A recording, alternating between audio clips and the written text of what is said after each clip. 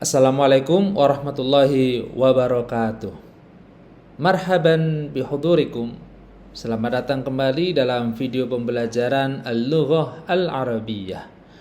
Dan pada kesempatan kali ini kita akan belajar tentang fi'lul madhi atau kata kerja lampau.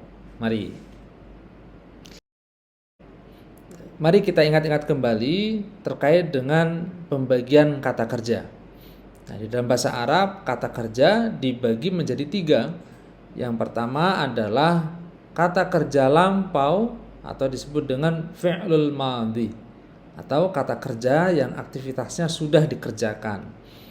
Yang kedua ada disebut dengan fi'lul mudhari, yaitu kata kerja yang menunjukkan aktivitas yang sedang dikerjakan atau aktivitas yang akan dikerjakan.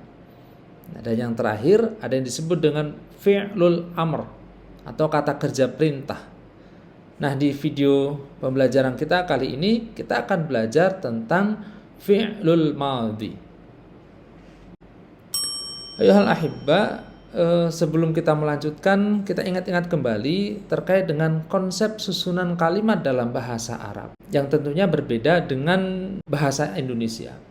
Di dalam bahasa Indonesia, susunan kalimat adalah SPO, subjek, predikat, kemudian objek.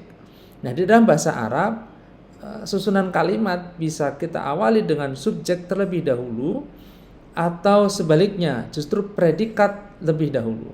Nah, ini contohnya ada ungkapan Ahmad pergi ke sekolah kemarin. Ahmad sebagai subjek, pergi sebagai predikat atau kata kerja. Nah, ungkapan dalam bahasa Arab bisa dalam bentuk dhahaba Ahmad ilal madrasati ams atau Ahmad dhahaba ilal madrasati ams. Nah, kedua kalimat ini kalau diterjemahkan sama, Ahmad pergi ke sekolah kemarin. Nah, ini bentuk susunan kalimat ini mungkin akan menjadi modal atau memudahkan kita untuk mempelajari materi-materi berikutnya. Nah, selanjutnya adalah terkait dengan subjek. Pelaku dari kata kerja bisa langsung menunjuk pada orang tertentu, misal Ahmad dan Aisyah, atau digantikan dengan dhamir. Ini kita belajar dhamir yang sederhana saja, yaitu anta, kamu untuk laki-laki. Yang kedua ada anti, kamu untuk perempuan. Huwa, dia untuk laki-laki. Hiya, dia untuk perempuan. Ana, saya, dan nahnu, kita. Nah, bentuk subjek ini atau disebut dengan fa'il ini yang akan kita pelajari atau membantu kita mempelajari pada materi-materi selanjutnya. Ayuhal ahibba, mari kita pelajari lebih lanjut terkait dengan penggunaan fi'il madhi.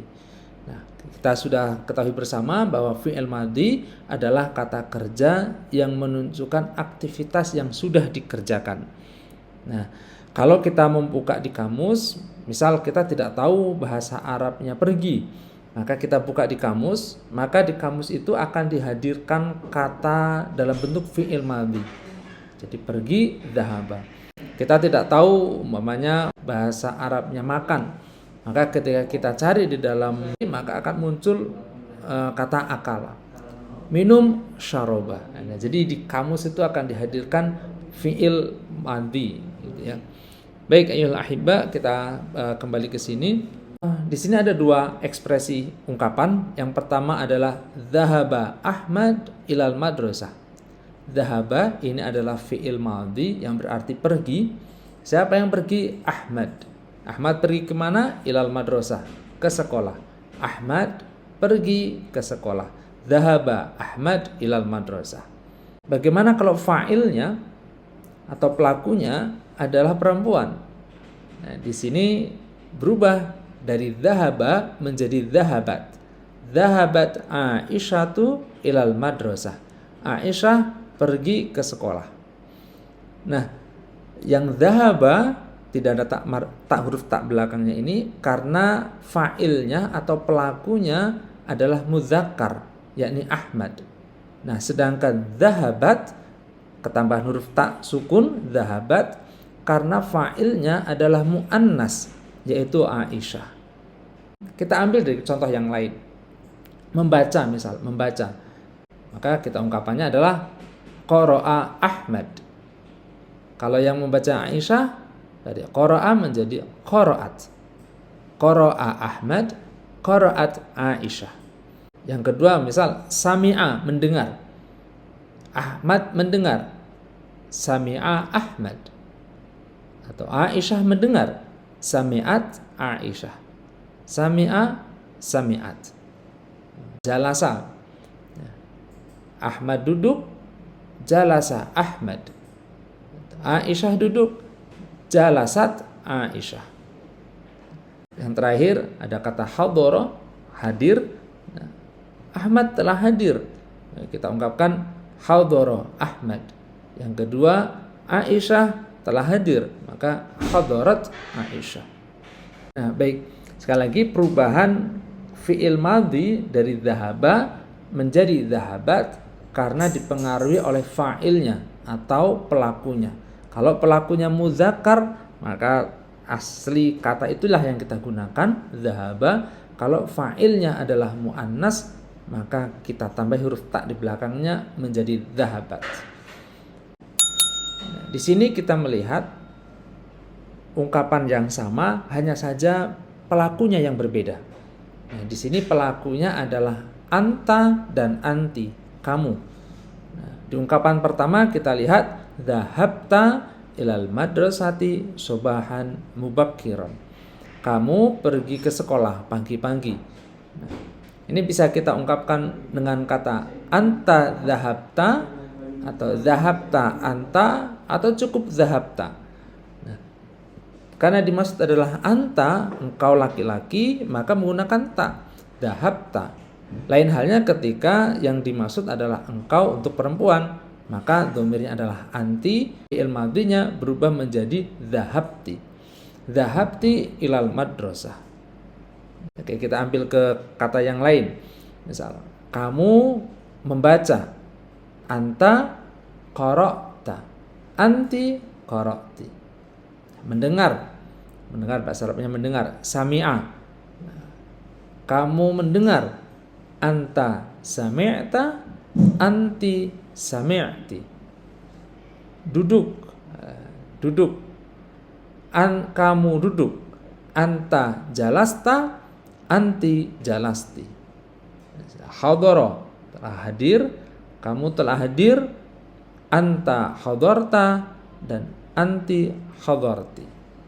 Perubahan fi'il madhi apabila domirnya atau pelakunya adalah kamu untuk laki-laki, maka menggunakan ta, dhahabta. Kalau domirnya adalah untuk kamu perempuan, maka dhahabti, anti.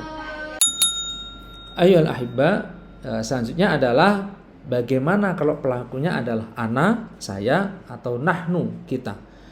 Fi'il madhinya mengalami perubahan. Yang tadinya dhahaba menjadi ana dhahabtu.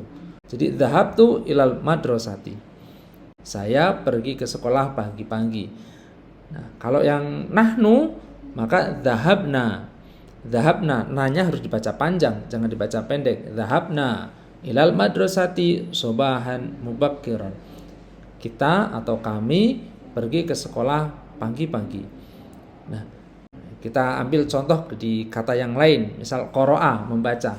Saya membaca, qara'tu. Kita membaca, qara'na. Sami'a, mendengar. Ana sami'tu, nahnu sami'na. Jalasa, duduk. Ana jalastu, nahnu jalasna. Dan yang terakhir kata hadara, ana hadartu, dan nahnu hadarna. Baik, ayyuhal ahibba, dan yang terakhir ini adalah untuk huwa dan hiya. Nah, di sini sama dengan kata yang pertama tadi ketika fa'ilnya atau pelakunya adalah Ahmad.